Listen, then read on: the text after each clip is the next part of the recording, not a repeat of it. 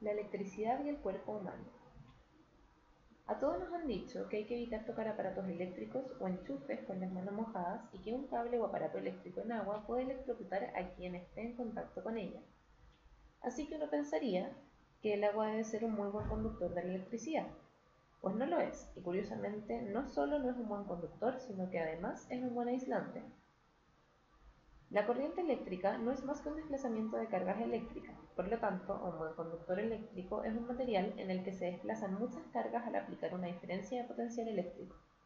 En un metal, por ejemplo, los átomos están unidos entre sí mediante lo que se denomina enlace metálico.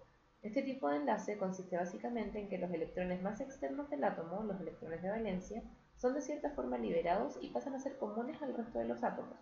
Estos electrones sueltos tienen mucha movilidad, de forma que al aplicar una diferencia de potencial eléctrico, como tienen carga negativa, se desplazan hacia el polo positivo.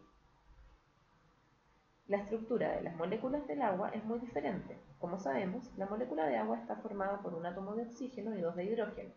La unión entre estos tres átomos es muy fuerte y además la molécula es eléctricamente neutra, por lo que aplicando una diferencia de potencial eléctrico no conseguimos nada.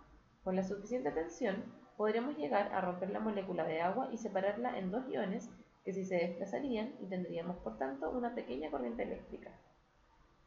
Entonces, ¿por qué tanto cuidado cuando tenemos las manos mojadas? El agua, tal y como la encontramos normalmente, es una buena conductora de la electricidad. En el mundo real, a menos de que destilemos el agua, siempre tendrá cosas disueltas en ella, como distintas sales. De hecho, se considera el agua como disolvente universal. Y entonces la cosa cambia mucho. Cuando una sal se disuelve en agua, las moléculas se dividen en iones, es decir, átomos o moléculas cargados eléctricamente. Estos iones se pueden desplazar, por lo que al aplicar una diferencia de potencial se crea una corriente eléctrica.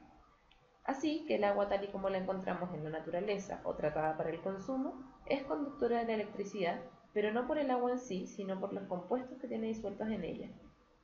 Nuestros cuerpos están compuestos por alrededor de un 70% de agua y contenemos muchas sales disueltas en el agua que nos conforma. Y esto es lo que permite, por lo visto anteriormente, que podamos conducir la electricidad a través de nuestro cuerpo y electrocutarnos.